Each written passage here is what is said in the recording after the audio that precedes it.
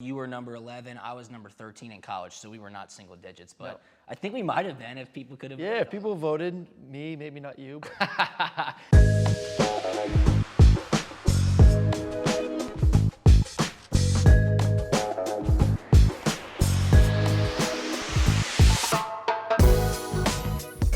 This is Campus Lore Live, where NFL players are the experts on college football. This week we have on John Ross to discuss Washington football and what the Huskies are up to, and Elijah Holyfield from the University of Georgia to talk about the big matchup this weekend in Athens with Georgia facing Notre Dame. I'm your host, Drew Butler, joined alongside Aaron Murray. And Aaron, this college football season has been interesting so far. Week 3, however, a bit of a snoozer. We expected not too much to happen, but guess what? A couple of upsets happened this past weekend. 3 top 25 teams go down.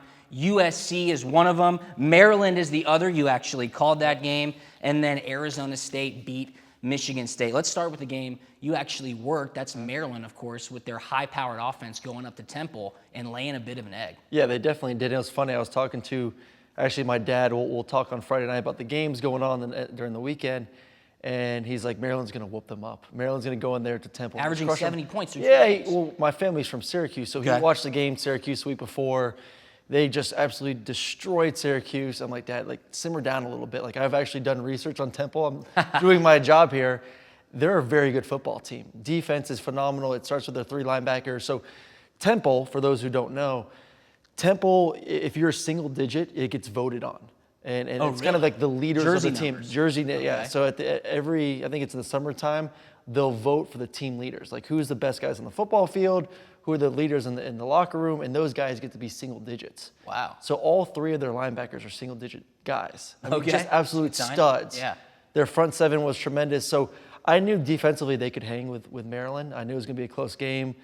I didn't know who was going to win, and Temple just dominated. Those guys up front did a great job. Josh Jackson, the quarterback for Maryland, did not look as accurate as he did week 1 and 2. Very uncomfortable in the pocket. Yeah. And then Anthony Russo, quarterback for Temple, 3 touchdowns, looked very good, some great deep balls.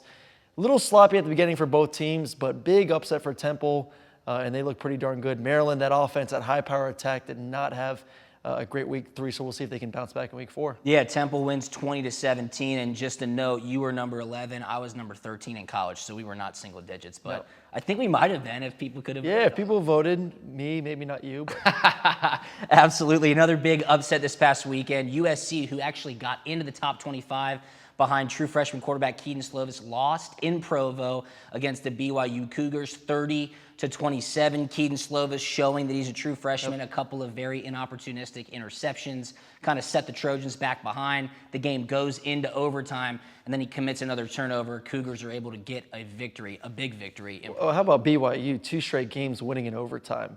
Tennessee, the big win the week before. They weren't supposed to win that one. Going USC red hot. Trying to save the coach's job this year. Got a freshman quarterback who played really well last week. Like you said, 3 turnovers for him. And then Zach Wilson, two turnovers, 2 picks in week 1. I believe it was versus Utah, a very good defense. Correct. No turnovers since then. I love watching the kid play. He's like a Johnny Manziel-esque. He can move. He can move around. He's very athletic, very passionate. You can tell when he's out there on the football field. Really like him and really like this BYU football team. They find ways to win. And that's what you love to see about a team. No matter what's going on, you find a way to win in the 4th quarter or for them in overtime. Yeah, no doubt. Kind of throwing a wrench into the Pac-12's plans for some postseason play.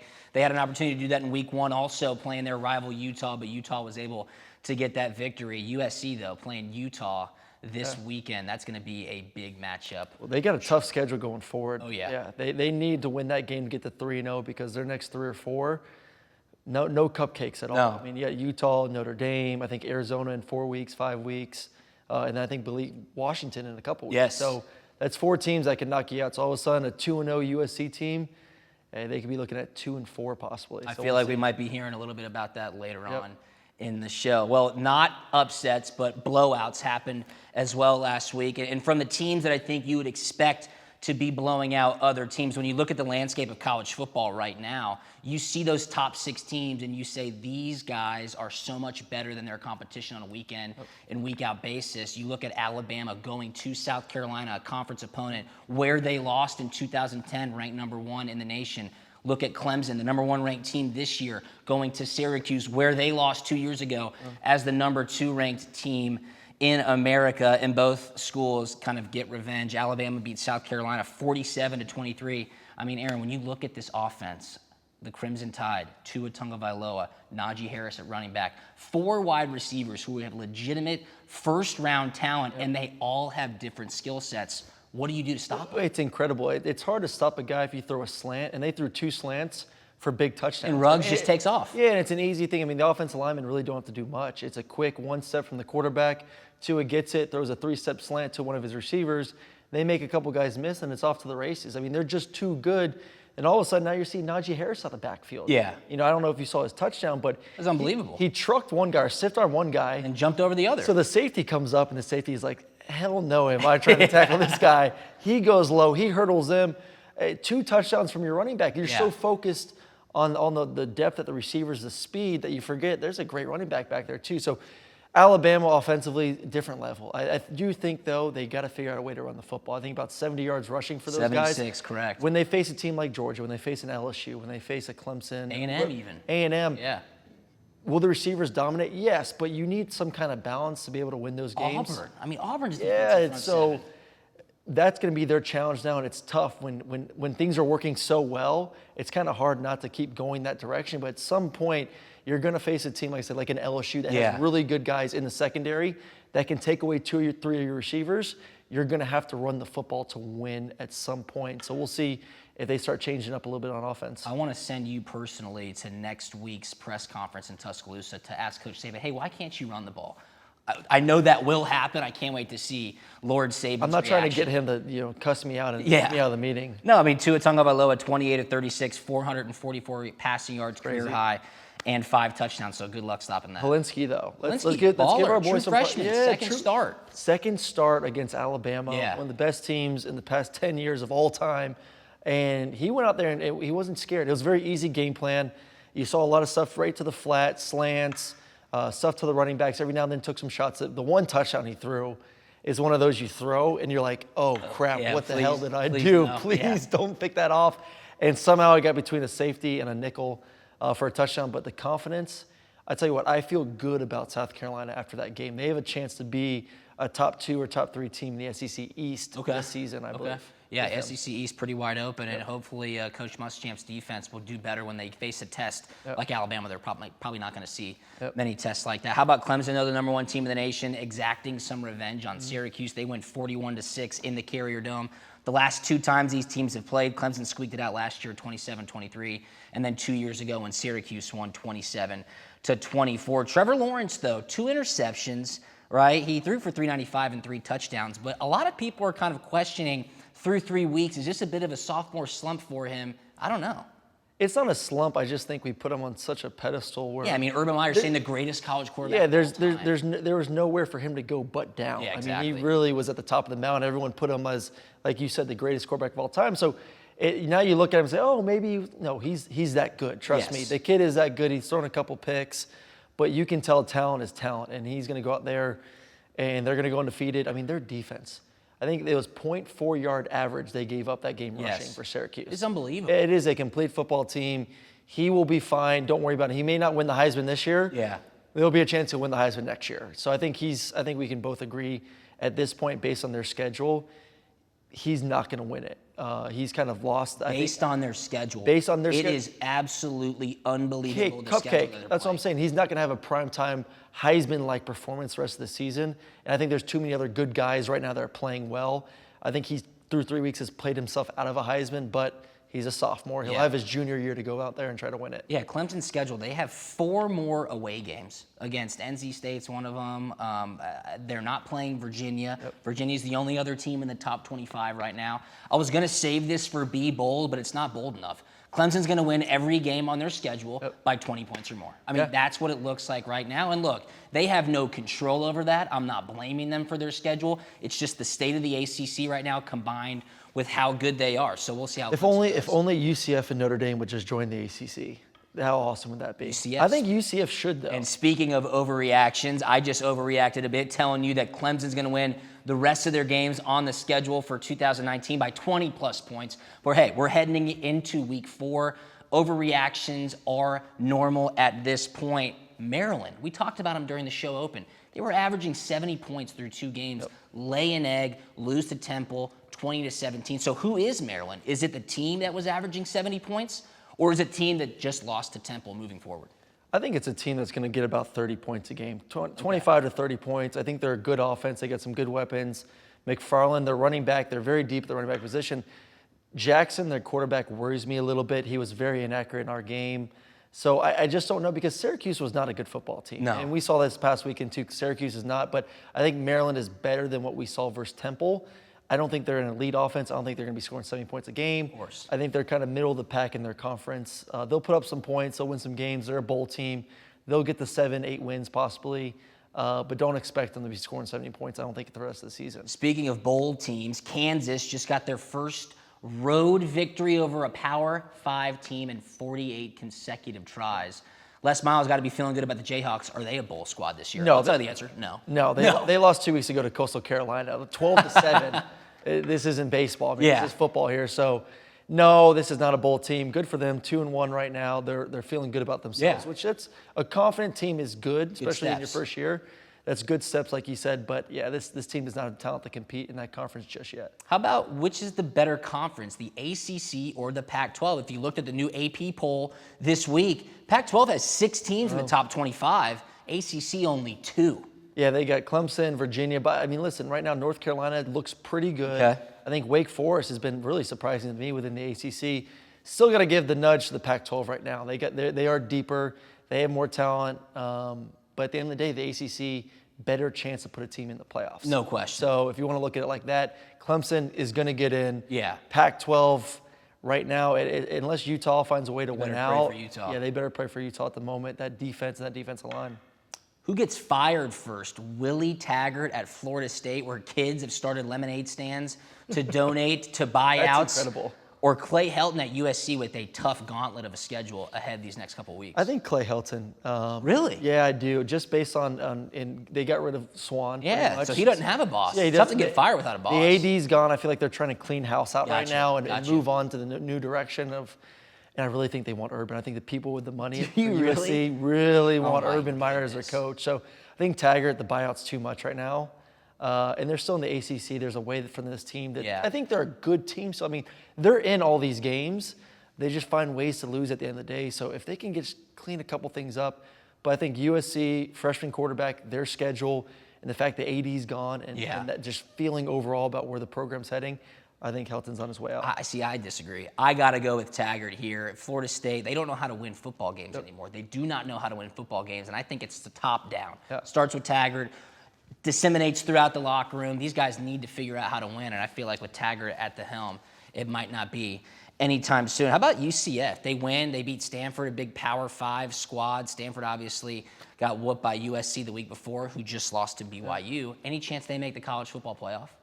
Oh, man, I wish, though. I really do, just so we could shut up about it so they can get their butts spanked by Clemson or Alabama. That's the only reason why I want them in. But Daniel Gabriel, their freshman quarterback, another great lefty Hawaiian. It's crazy. Yeah. Was flinging it around. And they got a lot of talent, a lot of speed. Stanford just, they did not look good. Turnovers early. They were down, I think, 28-0 the first quarter or something around there. I mean, just getting smoked. But it's a fun offense. You turn it on and watch. It's fast-paced. They try to snap the ball within every 10 seconds, so it's go, go, go, go, go. Take a lot of shots down the field.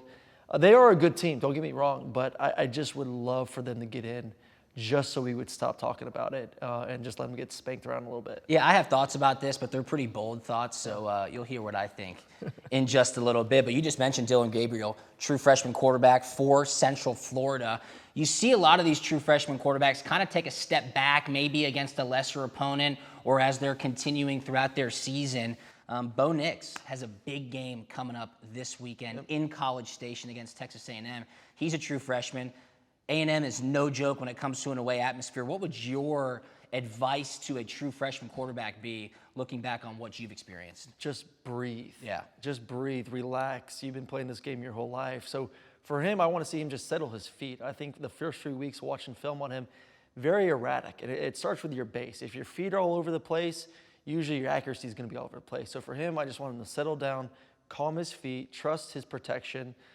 Trust his read, trust what his coaches have worked on, and just go through it. Go 1, 2, 3, not there, then run. Yeah. Don't be all over the place trying to get through.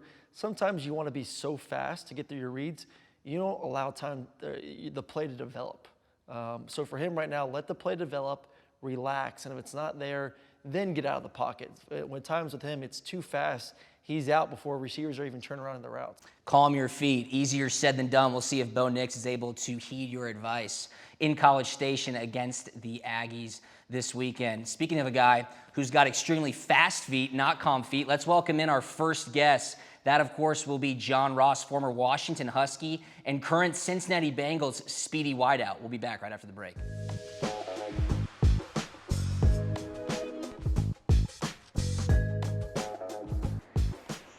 All right, let's welcome in John Ross to this week's edition of Campus Lore Live. John is obviously the wide receiver for the Cincinnati Bengals, and he played college football at the University of Washington, where he was the AP's Pac-12 Player of the Year and drafted 9th overall in the NFL draft just a year ago. John, thanks so much for joining us. John, looking at the rest of the schedule for Washington, they obviously dropped that nail-biter against Cal at home a couple of weeks ago after a weather delay, kind of a crazy situation for them. But they've had trouble the past couple of years against non-conference opponents early in the season and then in the postseason as well. What do you think the mindset is of Washington as they really get into the thick of this Pac-12 schedule? I think the mindset is obviously to dominate everybody we come across. I think that's the biggest thing, our main focus. And, I feel like Coach Pete, he kind of put a big emphasis on no matter who we play, no matter where we at, we kind of supposed to have a SWAT team mentality. We go in and, we kick everyone in the mouth, That's basically, that's how we speak. And, no matter what, what the circumstances may be, we go out and we play everyone, and we treat everyone with the same kind of respect, and we play everybody hard. John, you guys, your starting quarterback now, Jacob Eason, was a former Dog, started at the University of Georgia for a year, lost his position, has now been balling out for you guys, 7 touchdowns to start the season off. Big rocket arm, should give your receivers plenty of opportunities to make some big plays. Your thoughts on him so far this season? Well, everything I've seen has been positive from, inside of football, outside of football. I see that he can make every throw. The guys love him. I've asked about him, when he first got there, because I'm always, in tune with the receivers there. And I'm still in a group chat with those guys, and I play with a few of them, and they love him.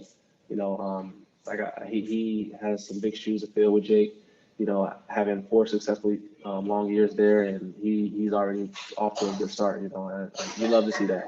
You love to see a guy who comes in, who's new, and who can lead a team, to victory. He already got 2 wins under his belt, a tough loss to Cal, but I know those guys will bounce back, always seem to, and he's coached up really well. Those coaches do a great job of getting them where they need to be. Yeah, you bring me right to my next question. First off, what's not to love? Jacob Eason can make all the throws, and he transferred the right way as well. Sitting out for a year, learning the system, kind of understanding the culture at Washington, and then combining him with head coach Chris Petersen seems like one of the better head coach quarterback combos in the nation. What's it like playing for Coach Petersen, and maybe what's one of the things that you learned the most from him during your time at Washington? Oh man, I learned so much. It's hard to just pinpoint on one thing. I learned how to be a better person than I learned how to be a better football player, and I think that's what made me be a better football player. Just how well he made me understand how life translates to all that. Being more of a family guy, better grades, and it all just translated to the field. It made me a better football player all around because I had less to worry about because I was doing everything the right way. The biggest thing I took from him was integrity. And, it's like you hear that word growing up a lot, but you don't really know what it means until, you really pay attention to, what's going on around you and things like that. And he kind of taught me, what it meant, so I learned so much how to be a good person. And it basically helped me move forward in life, and it put me in a better position to play football, honestly. Looking ahead to this week, Washington looking to get back on track and stack these wins. They're heading to Provo to take on BYU, and that game happens to be at altitude.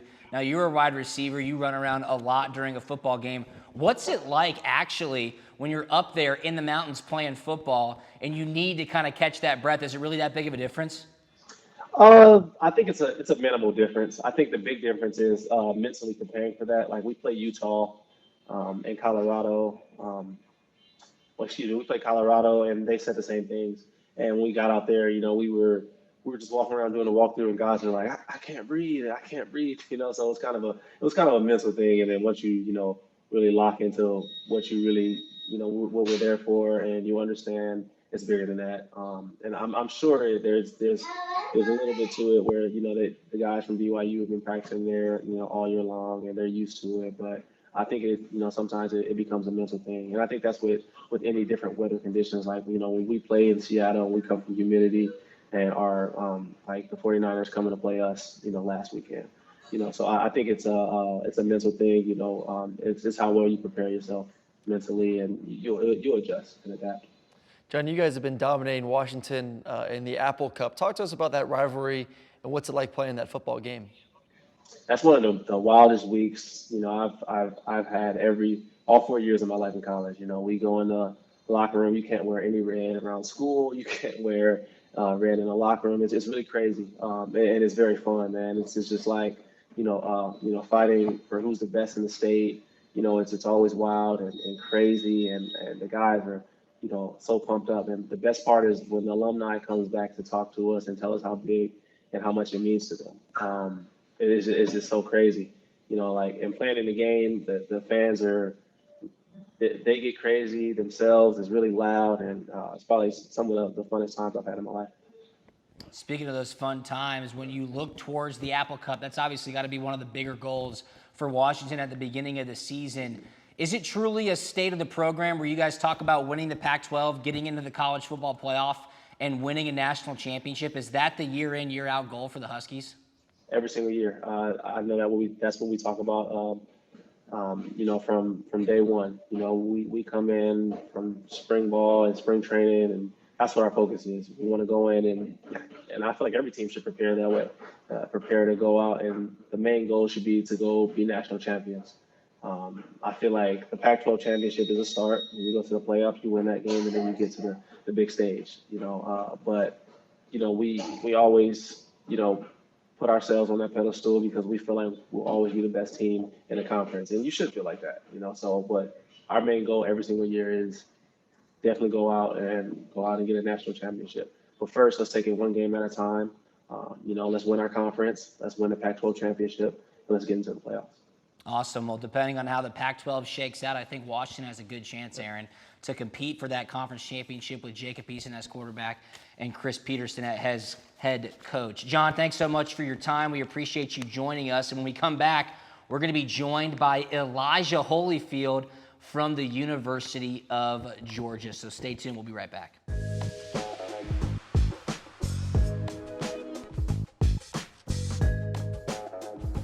Welcome back to Campus Lore Live. I'm Drew Butler, Aaron Murray. Huge thanks to John Ross, former Washington Husky and current Cincinnati Bengals wide receiver, for joining us. But Aaron, now let's welcome in a very special guest, somebody who played in one of the featured matchups of this weekend 2 years ago in South Bend, and that, of course, is running back Elijah Holyfield from the University of Georgia and current Carolina Panther. Elijah, thanks so much for being here with us this week. And I'll just ask right off the bat, you played in that game 2 years ago in South Bend that Georgia won 20-19. It was a game that really put Georgia into the national spotlight, and they went on to win the SEC championship that year and compete for the national championship against Alabama. What was that experience like in such a historical venue? It was a great experience. Our fans showed up and took over the stadium. We got a close victory, and it's one of the best memories I have of football. I'm going to take a quick break from the football and just ask you for my man Drew over here. He's 16-month-old baby. Yeah. He's been golfing a lot, not really hitting the weight room much. He needs to know, heavy rate, low reps, or are we going to go low reps, heavyweight? Which one? What, my boy, he just needs a little bit more, in the arm area. Well, personally, I try to mix them both in. I try to get as much as I can of both. So Less golf, Drew. I, More bicep look, I curls. try everything. It just doesn't. It's going work. to add at least 10 yards to your I've drive. accepted that fact. Kettlebells and treadmill. That's the DB way. And just walking the dog and Yeah, baby no on doubt. there. Hey, Elijah, we're looking at your biceps right here. Obviously, you got a lot of notoriety for your physical physique at Georgia, and it kind of separated you from the pack, that stable of running backs that Georgia had and still has. I'm talking about Nick Chubb, Sony Michel, yourself, now DeAndre Swift, Zeus White, Brian Herrien. What's it like at Georgia? I mean, they are recruiting so many 4 and 5 stars like yourself. It seems like guys want to go there because, one, the quality of competition, and two, the quality of the reps that you get to prepare you for a career in the NFL. Yes, sir. We play behind a great line, and we have backs from all over the country, and we feel like we're the best backs in America at all times. We come in every day and try to compete, and it's a great thing to get to come and learn behind greats like Nick and Sony, and then also get to show young guys who come in that are going to be good after you leave. Do you ever plan it out when we go in the rotation of these running backs of, okay, if I go in now, then take a break, there's a good chance I'll get in when we get in the red zone to get a touchdown? I mean, is there any thinking like that? Because, I mean, it's tough. I think it would be frustrating to come in there, you get 4 good reps, all of a sudden you get the ball inside the 5-yard line, you look over and your buddy's coming in to take your spot and he gets a touchdown. I would be frustrated, like me driving. Money downs. Yeah, it's the money down. I want touchdowns. I love yards. It'd be like me going in there and then all of a sudden you put another quarterback in to get the touchdown. No, I want that thing. Does it ever get frustrating, or do you ever plan it out so that you make sure you're in there when it comes to red zone time? We all talk about it all the time. We all try to make a pact that if we run down there, we get into close to the 1 or 2, we won't come in if the coach tells us to. I like that. That would make more sense. Yeah, kind of You earned it, you get it type of Yeah. opportunity. That certainly makes a lot of sense. Hey, Georgia has really taken over the SEC East, not even really counting in of the competition that they're going up against. They're dominating each and every division game that they play on. And that's something that really started to take place during your time in Athens. What do you think the landscape is, or what is the mindset of the team going into those division games now that Georgia has taken advantage of those opportunities? Well, every SEC game is so hard and so physical, and it's always played at a high level. So you have to go in every game with the right mindset, or anybody can beat you. Talk to us a little bit about Jake Fromm. Obviously, we know, for me, I think he's underrated. I mean, not a lot of talk about him. People talk about Tua, Trevor Lawrence, guys talk about Jalen Hurts out in Oklahoma, and they deserve it. I mean, they put up crazy numbers, but you see Jake, and every year he's consistent. He throws 65% or better, not a lot of interceptions, a good amount of touchdowns. He does such a great job of getting everyone involved in the football game. Talk to us about him in the locker room and in the huddle, and how he makes everyone around him just that much better. Oh, man, he's great. You're so comfortable when you go on the field with him. He knows everything. He's going to put you in the right place, put you in the right protection, check to the right runs. So he's always great to play with. He makes everybody around him feel more comfortable, which is the best thing. Yeah, there's no doubt, Aaron. You make a great point. Last year, we were both at the SEC championship game, and they were going up against Alabama. And you and I were texting. I mean, Jake Fromm looked like an NFL quarterback, making all the throws. It's funny because when you put him into those situations, he may or may not get labeled as a game manager sometimes. Man, he can do it all, and Elijah just spoke to it, especially being able to get guys. It's hard when you got running backs that look like this. You got to give them the rock a little bit more. Absolutely. I mean, if I had an offensive lineman that all weighed about 320, and I had running backs that look like that can run, I'd only let my quarterback throw it 18, 20 times a game. No doubt. Too, Hey, let's turn our attention to this weekend. Huge matchup in between the hedges. Notre Dame heading into Athens to kind of take revenge, exact some revenge on what happened in South Bend a couple of years ago. What do you think Georgia's looking to do going into the game? Because Aaron just mentioned average poundage of about 326 pounds for the offensive lineman and a stable of running backs. Are they just going to open up the floodgates and run the ball against Notre Dame? We'll play Georgia football, and we run the ball, so 100%. I'm excited to watch it. I know everybody will be juiced up, and it'll be one of the biggest games of Athens in a long time. It's interesting. You look at the SEC right now. You have the West, which you have about 4 teams, maybe 5 teams that are all pretty good. Then you get your 2 elite teams at the top. And then you look at the East, it's Georgia, and it's a big drop afterwards. I mean, it's a big drop before you get to Florida, Missouri, Kentucky, South Carolina. What team, in your opinion, was the hardest when you played at the University of Georgia when it comes to playing in the East? And which team do you see now as being the main competitor for Georgia this season? Well, we always had great respect for everybody in the East. We played some real hard games against Kentucky. We had to go up there a couple times when South Carolina came down here a couple years ago, so we have to go in there and respect everybody we play. But Florida is always the biggest one, just because we're in Jacksonville and everybody's juiced up for that one. But so I would say that, Florida for sure. 2 years ago, when y'all beat Notre Dame 20-19, Rodrigo Blankenship kicked a game-winning field goal and then was awarded a scholarship in the locker room after halftime. I got to ask you what you think about Rodrigo, because he has worked so hard and performed so well on the field. He might be the nation's best kicker right now. Yeah, 100%. I think it all goes to his preparation. We all see how he prepares. It's a little bit different than anybody I've ever seen kick the ball, but it works. It works for him, and he's got his stuff down. And we know we can always count on him in the last moments. Respect the specs, baby. You Hey, gotta love that's it. a huge advantage. Got to. You gotta respect it. Hey, talk to us a little bit about Kirby. I mean, really animated. I mean, we both had Coach Rick, which is polar opposite than what Kirby seems to be, both in the locker room and on the sideline.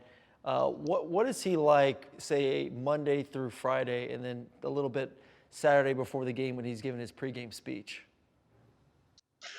He is that way all the time. So it's never fake for the cameras. He's fired up at all times.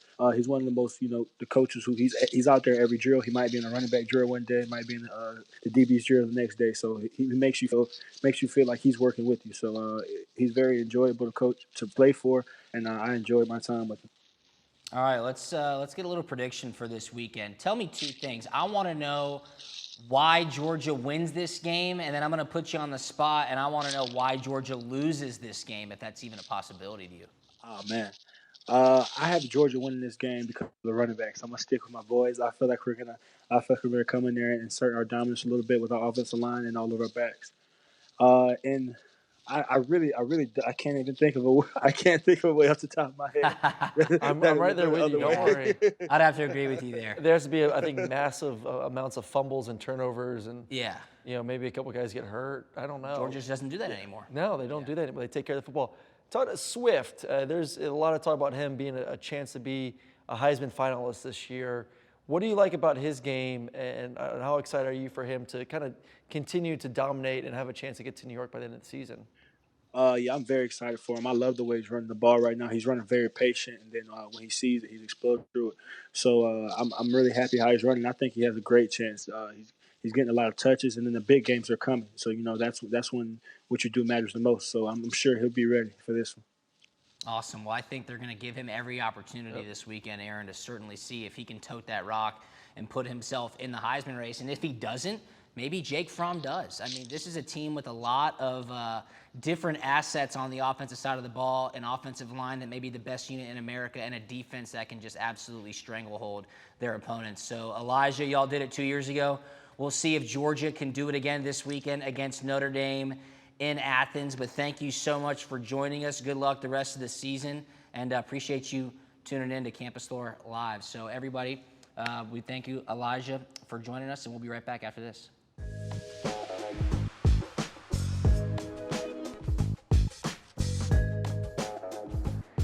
Big thanks to Elijah Holyfield from the University of Georgia for joining us this week and talking about that Notre Dame-Georgia game in Athens this weekend. I'll be there. He obviously had a huge impact on the game 2 years ago in South Bend. I don't know if the fireworks will be there that we saw in South Bend in 2017, but it should be an electric atmosphere, no doubt. Oh, it's going to be nuts. I mean, I'm jealous. Yeah. I'm trying to find a PJ from College Station to get to Athens right now. If anyone has one, let me know.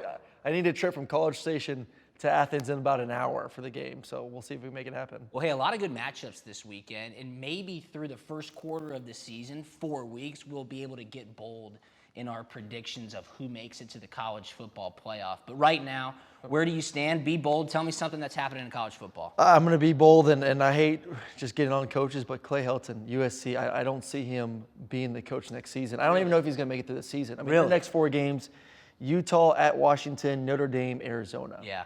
And they're 2-1 right now. They could be, 2-5? It's a tough look. And midway through the season, that's not a good look right now. They just got rid of Lynn Swann. Their AD's gone.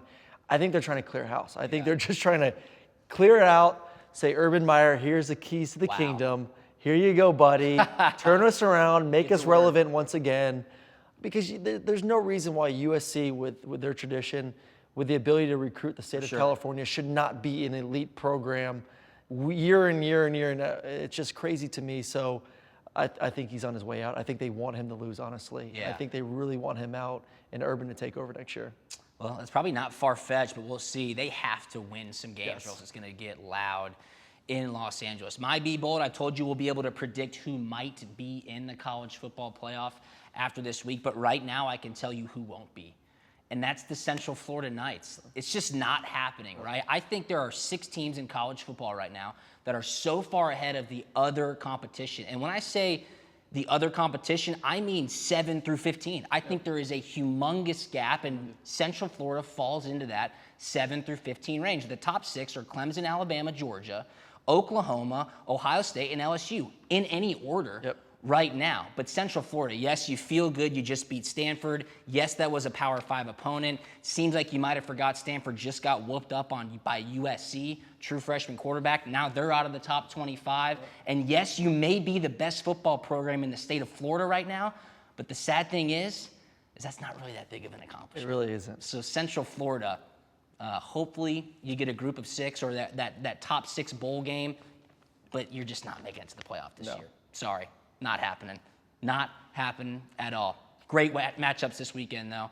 A lot of top 25 matchups. One that I think will be awesome. Michigan going to Camp Randall to take on Wisconsin. Michigan's ranked number 11. Wisconsin's number 13. And then Notre Dame's playing Georgia, right? And then Utah going to USC.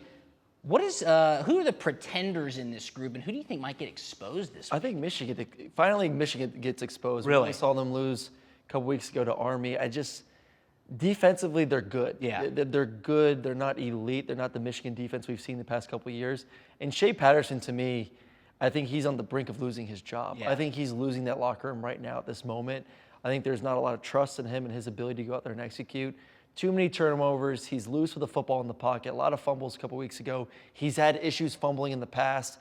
Inaccurate. He throws the ball way too hard. I mean, I'm not a lot of positives about Shea. And I think guys in the football team are seeing that. So he needs this win more than anyone. If they lose this game and he doesn't play well, I can see Harbaugh making a change up at the quarterback position. Wisconsin, we talked about earlier, no points have given up this entire season. They're playing really well on defense. They're running the ball extremely well with Jonathan Taylor. Quarterback's playing really well. So I think Wisconsin finally exposes Michigan. Michigan's out of the top 10, probably jump to somewhere around the 20 mark. Yeah.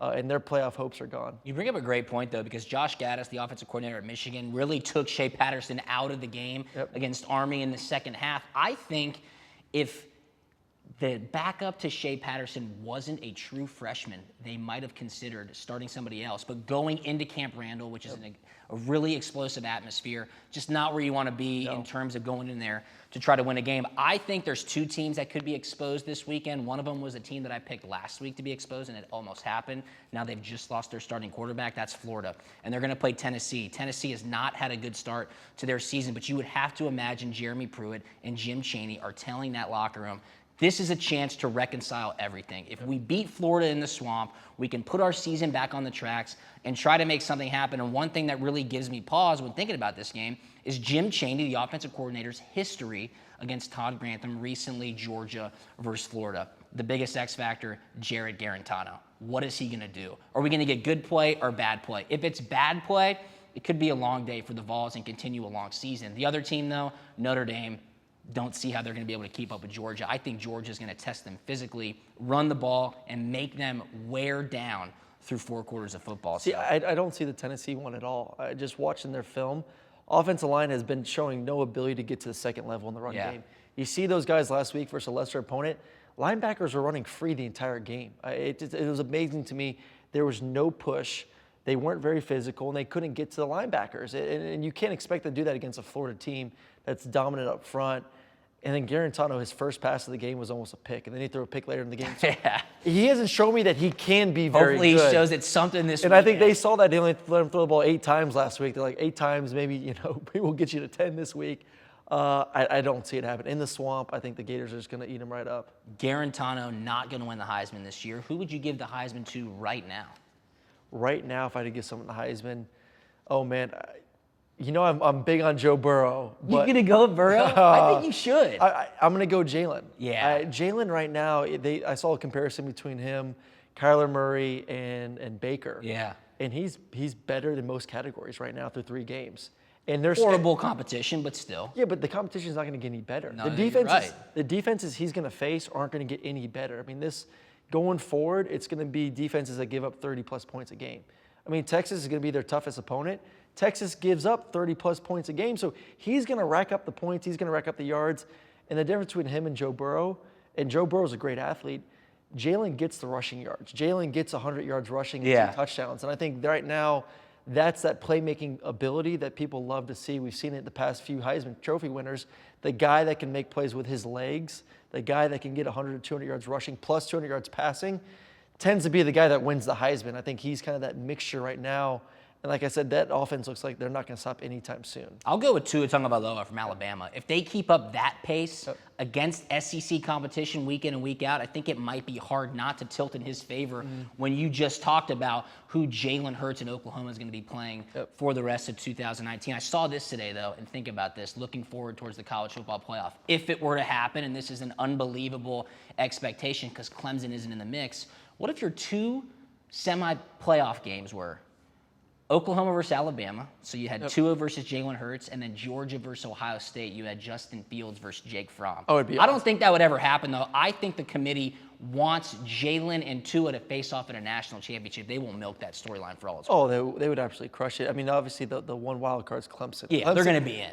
Freaking Clemson, the ACC have to screw up all the plans to make it really a great I playoff. know, But, I mean, that'd be awesome, though. The Fields versus Jake. But honestly, I mean, those are 4 of the best teams in the country. I think all 4 of them right now deserve to be in the playoffs.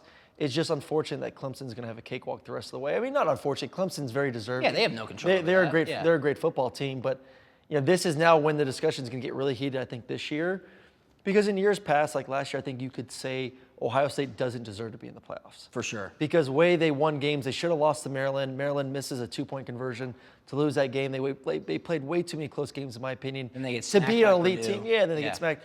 But this year, looking at the 6 teams right now, you could make an argument that all 6 teams, and it's still early in the season, this may be another overreaction, all 6 teams really do deserve to be in the playoffs. No doubt. So there's going to be a lot of chirping at the end of the year of who deserves to be in, who doesn't deserve to be in. And we need to make this thing now not 4 teams, but an 8-team playoff. Yeah, Central Florida not going to be in. And I don't know if they'd be in if it was an 8-team playoff. And I would put them in. I don't know if an 8-team playoff's anytime soon. But I think if it was 8 teams, you'd have to put them in. Okay. I think a UCF team, if they're undefeated, not 1 loss, but an undefeated UCF team would make an 8-team playoff. Week 3 was a little boring. Week 4 is going to be exciting. Before we break down these games and who we're going to pick, what is the game you are most interested in heading into Week 4?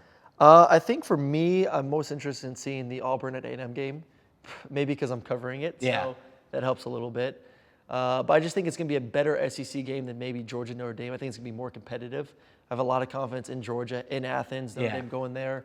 I just think this game's going to go back and forth in College Station. It should be a fun one to see. I'm going to take the low-hanging fruit here, you might call it. Notre Dame at Georgia is the most intriguing game of the weekend. SEC on CBS made it a doubleheader. This game is kicking off at 8 p.m. between the hedges. ESPN College Game Day is going to be there. It's going to be a wild atmosphere in Athens. And I think Notre Dame, wanting some revenge for what happened in 2017, will make a great storyline. And this is really a true test for 2 top 10 teams. And we'll see if Notre Dame has what it takes to compete and try to get back in the college football playoff like they were a year ago. I just don't see it. I can't believe you. I mean, some co-hosts, you don't pick my game as your most exciting game. You know what? I don't want to hurt your feelings, but I probably won't be watching it. So I'll have to watch it on Monday. Saturday, I'll be busy. Yeah. We'll have a good time, though. I'll be rooting for you, though. I appreciate it. I will be rooting for you. All right, how about this game? We talked to John Ross earlier. Washington is going to Provo to take on BYU. BYU, tough place to play. SC just dropped one there.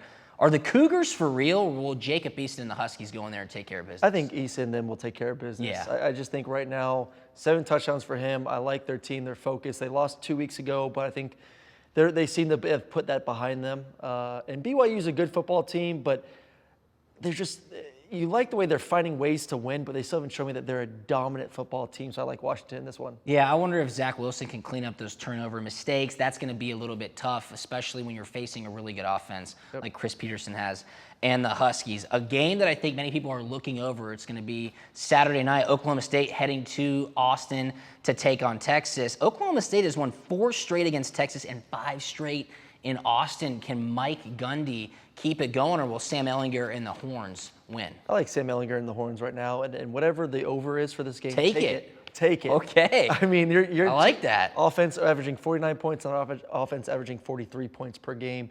This is going to be one of your classic Big 12 back and forth, a lot of points. All right, these are the games that Tom Herman usually drops, so I'll be interested to see, but I'll go with Tom Herman, Sam Ehlinger, and the Texas Longhorns as well. A game that a lot of people had circled before USC dropped against BYU last week was Utah against Southern Cal. This is in the Coliseum. If Clay Helton and the Trojans lose, is he fired on the spot, or will he at least get a couple more weeks? He could be fired on the spot. You think so? No, Nobody can fire him. Not this game. I think Okay. he needs a losing record. I think a 2-3, 2-4 record will do it. I like Utah, man. That defense. Kyle Whittingham can get those boys to play. Dude, That's a team that knows how to win. Yes, that defense is studly, and let's not forget they beat BYU. A Yeah. BYU team They that beat 'em up. USC, and Yes. they smacked around BYU. So this Utah team, they're big, they're physical up front. I think they're going to get after Slovis, that freshman So quarterback. Utah beat BYU. BYU beat USC.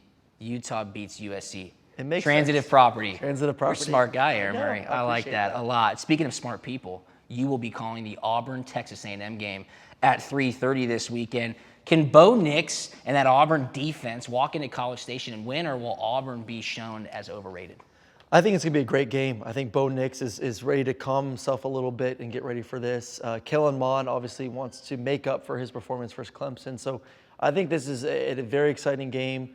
Great team, and the atmosphere is going to be electric. Over 100,000 there at Kyle Field. So I can't give you my pick, but I'll tell you I'm excited to call that game. I'm glad you can't give me the pick. I'll give you the pick. A&M's going to win this game at home. Jimbo Fisher, the Aggies need this victory. I think Kellen Mond has that explosive game in a great home environment. But I think the thing here to remember is this. Auburn's going to lose. Auburn might be the 4th best team in their division at the end of the year, and that could really hurt Oregon, who lost to Auburn in week 1 in the Pac-12's chances of getting into the college football playoff. So I'll go with the home team here, Texas A&M, a game that I talked about earlier. Tennessee's going to Florida. Obviously, Felipe Frank's dislocated ankle. Hate to see it. That was a tough injury. Saturday night, Kyle Trask steps in for the Gators. Can Dan Mullen get Trask to run that offense, or are we going to be relying, the Gators going to be relying heavily on that Todd Grantham-led defense? I think you're going to rely on the defense, but I like what Trask can do throwing the football. And then Emory Jones going to have a big package this week. I Yeah, believe. Mullen already saying he's going to get him in the game. Yeah, Florida's offense needs to find a way to run the football. Emory, I think, is going to be the guy to kind of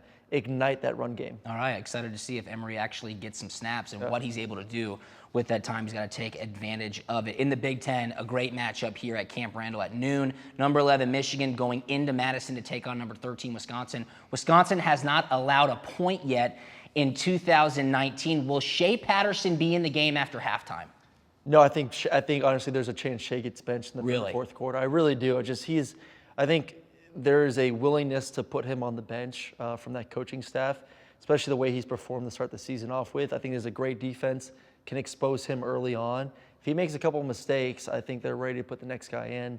I like Wisconsin defense running the game, and they don't turn the football over. So Wisconsin rolls here. I would agree with you. I just haven't seen enough from Michigan's offense to prove that they can put points on the board and limit mistakes. That's probably the biggest thing here in a tough environment at Camp Randall. So I think Wisconsin's going to jump into the top 10 and really start making some noise to compete against Ohio State for that college football playoff spot that the Big Ten seems to be on track for. And then what I think is the game of the week, you could probably argue as well. I know you're working the Auburn A&M game. Number 7 Notre Dame going to number 3 Georgia. This game is in Athens at 8 p.m. Going to be electric. Going to be a lot of pageantry around this game. Should be an awesome top 10 matchup, much like 2 weeks ago when LSU faced Texas. I'm just going to tell you right now, I do not see how Notre Dame is going to be able to put up with the physical fight that Georgia is going to present them with. Georgia knows the blueprint of how to beat them. Everybody knows how Notre Dame has recently performed in big tests. Look back to what happened in the college football playoff semifinal last year against Clemson. I think Georgia's going to run the ball, really challenge Notre Dame's front seven, and then use that Alabama-type mentality that Kirby Smart knows so well, make them quit in the third and fourth quarter. I think Georgia has a good victory, convincing victory. Yeah, I think so. I like Ian Book. I'm a big fan of him, Notre Dame quarterback. And Georgia struggles against mobile quarterbacks. Yeah, they do. He's not too mobile, but he can make some plays with his legs. I think his ability now, we're going to see Jake Fromm and these receivers a little bit. I know they want to run the football, but I think Jake's going to have to pass the ball 25-plus times in this football game just to keep the Notre Dame defense 25-plus? 25-plus Wow. in this one. But you know what I'm excited to see is a guy that's been kind of lost these first few weeks in the Heisman talk is Swift. DeAndre Swift. I think this is Swift's opportunity now to go prime time. Everyone's going to be watching this football game. Swift to start making a move as a Heisman finalist for the end of the season. Awesome. Well, it should be an absolutely fantastic game. And speaking of making a move, let's make a move and get ready for week 4. For Aaron Murray, I'm Drew Butler. Thanks for watching Campus Floor Live. We'll see you next week.